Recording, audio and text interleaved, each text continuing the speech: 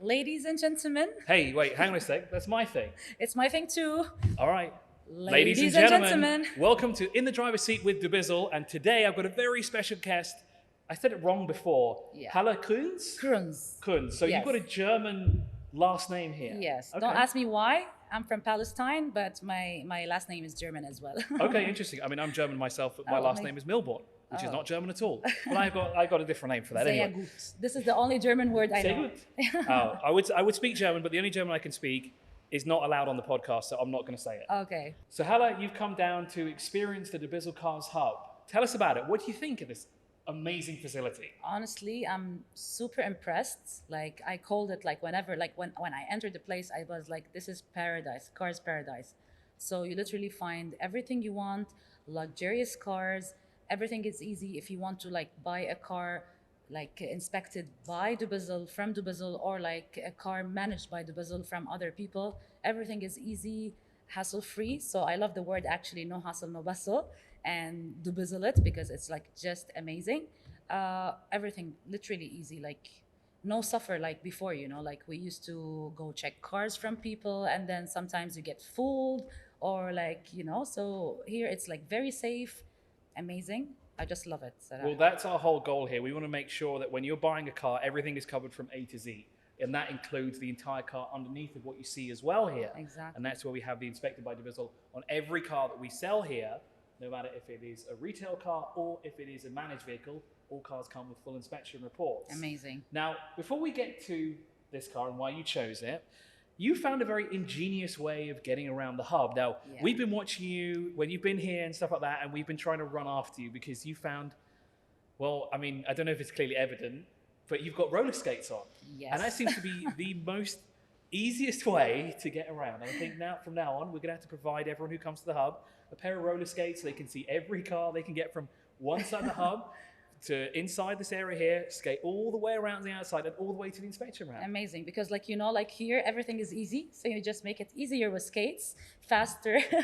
So it's like really amazing. I'm a skater, so I love skating. I love everything about like easiness and freedom. And honestly, here also like you just feel free for choosing whatever car you want in the same place. So amazing.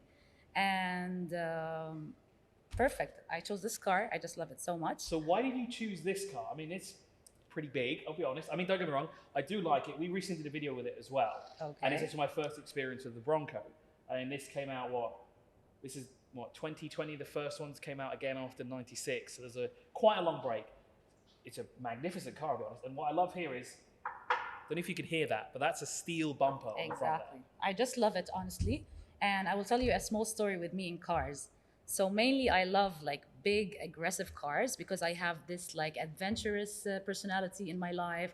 I love sports. I love anything adventurous. So whenever I want to buy a car, the very funny part that I want like a big car and I end up with a super small car. So my first car was Mini Cooper, and then again, and actually I was checking dubizzle as well. And then I was like a big car this time. And then I ended up with a small car as well. So this time, you know, like I was like, no, it's gonna be a big car. I need, you know, like I'm also social. I love to have people with me. And then the recent car I have, it's 2-seaters. Like, oh my God, this is not enough. So this is the right car for me. Well, this is a great choice because you've got the 4 seats. You've got 2 in the front, 2 in the back, obviously. It is a 2-door because this is the Wild Trek bit. Yeah. Wild Trek trim, sorry, I get that Okay. right. It is finished in Badlands Blue, which is a nice colour, and it's very low mileage. It's a very low mileage example as well. It's only 8,000 kilometers on the clock. So it's like a brand new car, and you know, it's trusted, and everything is easy. Yeah, I love the inspection report. The inspection report is readily available, so if you want to check out the car more afterwards. And of course, it has plenty of room for your skates. You can put them in the front footwell and the passenger side. There's plenty of space in the boot as well. Exactly. So you can put not just one pair of skates, you can put them all in. Exactly. I do have a question for you. Please. Do you think you could drive a car with the roller skates on?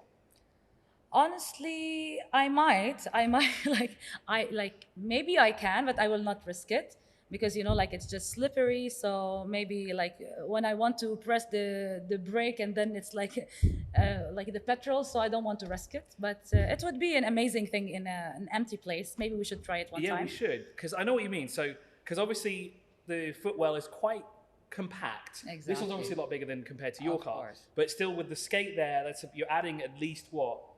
An extra centimetre or probably even 2.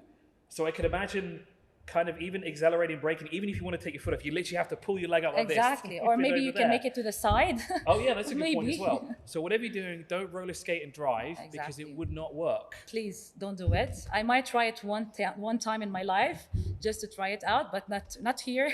Yeah, definitely. And don't do it in a manual either, especially if you can try and heel and toe it, because otherwise you're going to be your foot's basically stuck with that, mate. Exactly. It's going to be a really awful experience. So Hala, you were telling me when you arrived that you have used dubizzle in the past in a number of ways, not only to look at cars, but also in different ways. So what is your experience with dubizzle so far? Honestly, I love this like platform in general. Like before, I used to like use it in the internet, which is like perfect.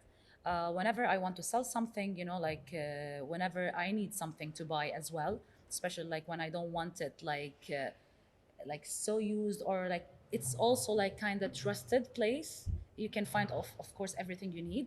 So whenever I need something or I want to sell something as well, like last year I won a lot of glasses, you know, in a competition, and then I was like, I don't need all these glasses, like it's sunglasses and they are brand new. And I was like, okay, let me put it in dubizzle, you know, like it's easier way, anyone can contact me, and then, you know, I can sell it easily. And it went perfectly well and everything went well. And I had a lot of experiences actually with dubizzle and everything was perfect as well. Well, that's great to hear. Now, you said a key word there that I'm going to pick up on here, and that is the word trust. Yes. So before we went live here, I was talking to you about a new thing that we've introduced here, and that is verified on dubizzle. Now, as a user, you can verify your account, and you get a little blue tick as well. So that means that you will be able to buy and sell with people that you can trust because they are verified by us. It's a very simple process. All you have to do is upload some ID documents and take a quick video.